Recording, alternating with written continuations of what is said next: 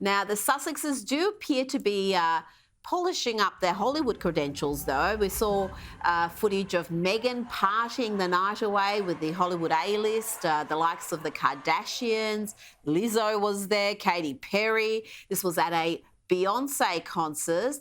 This was a bit of a highlight, you would have to say, for Meghan, because this is the crowd she wants to be a part of.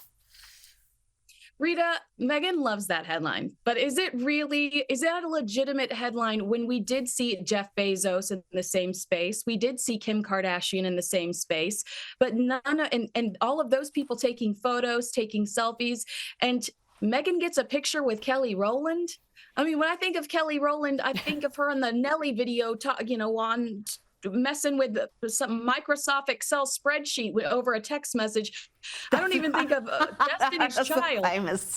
She didn't necessarily get a picture with an A-lister, if you know what I'm saying. I think these are headlines that Meghan is instigating because she's trying to fight back conversations that you and I have personally had about Hollywood distancing themselves from Harry and Meghan because they are toxic and they are troublemakers. Well, there are reports also that she may emulate the Kardashians. Meghan may become an Instagram influencer. She's already tried to emulate them, I guess, with that documentary series for Netflix, that god-awful boring thing that really was a reality series. It was just a boring one. Can you see that in her future, where she becomes an influencer who gets a fee per post or has some sort of a website like a Gwyneth Paltrow, a lifestyle type of website, because the Netflix and Spotify deals don't seem to be working out. The content just isn't there to justify those deals continuing. No, I absolutely think you're right. And Meghan needs some of that Kardashian celebrity, some of that shine, which is why I'm predicting right here and right now to you and only you that a Kim Kardashian, Meghan Markle collaboration is on the horizon. Recent polling says Meghan is at her lowest in the States, -2. She's never been that low in America. I think people think she's vapid.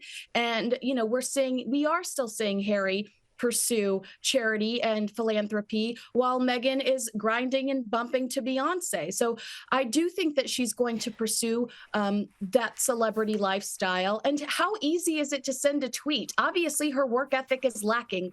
From what Spotify specifically told us, it's easy to send a tweet and get $5,000 for saying you like a lip gloss.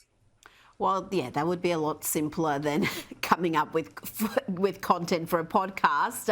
Now, Meghan has been pictured by the paparazzi whizzing around in her Range Rover while Harry is away in Germany to promote their Invictus Games. Now, some uncharitable souls have suggested here that this is Meghan's way of getting some of that spotlight because she doesn't like it when it's just Harry getting the attention. Surely that's not the case.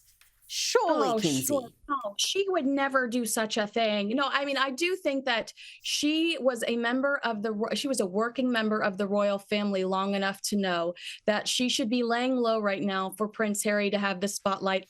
Rita, this is the only legitimate project that Prince Harry has, the Invictus Games, the only thing that from start to finish is considered a success that people admire. And to be like, yeah, I think I'm going to run through the In-N-Out drive-through and have someone conveniently take a picture of me from inside the restaurant to magically snap me in the drive-through window.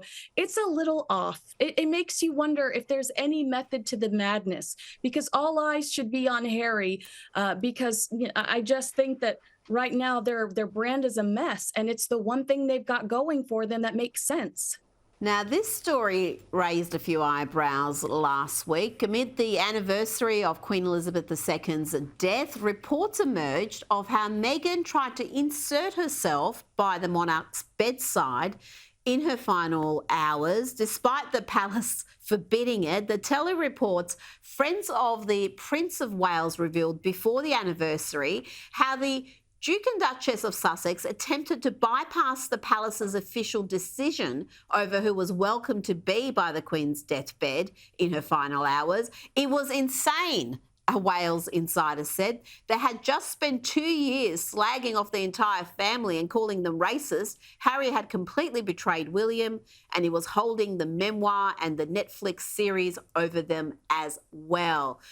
Wow, that really gives an insight into some of the dynamics in the family at that fraught time. Yes, here in the States, we call that delusional. The fact that you think you would be welcome at the Queen's bedside as she is passing away. They even go as far as to claim that Harry and Meghan's press team released the fact that Meghan would be attending to force the royals' hand. That's not the way it works. You do not force these people's hands at such a difficult point in time in history. And not to, focus on the past, but don't forget Katie Nichols reported at the time that the Queen had reached out to them in her dying days and asked to spend time with them, and they rejected her. So the idea that they're going to jump on a plane and make sure they're packed going to spend the Queen's last moments with her, get over yourself. No, thank you. You are not welcome. Now, finally, President Donald Trump has said that he'd like to debate Meghan Markle on live radio. Let's have a listen. If you were to sit down with the Duchess of Sussex, Meghan Markle, and Prince Harry, they don't like you much. Would you do that for the ratings? Well, I don't know that they don't like me. I said that I don't think they're very appropriate, what they're saying, what they're doing. But, I mean, that would get ratings, wouldn't it? Oh, if you want to set it up, let's set it up. Let's go do something. I'd love to debate her. I would love it.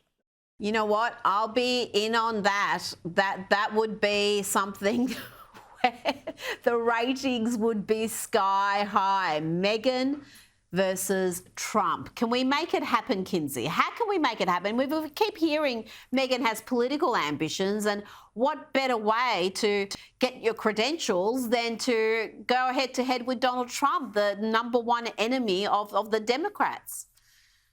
You're right. I was just thinking you and I would be front row with our popcorn ready.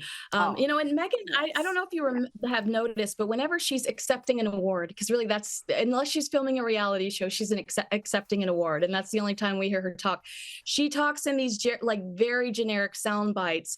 Even this idea of her going this entertainment route, the lead to love, live, laugh, love. She talks in things you'd find on a bathroom mat in one of those discount stores.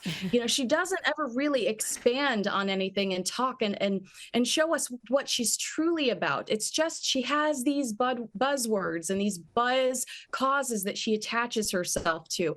So Trump would destroy her. Trump is vicious. He's a lot smarter than she is. I mean, look at the brand he's built for himself.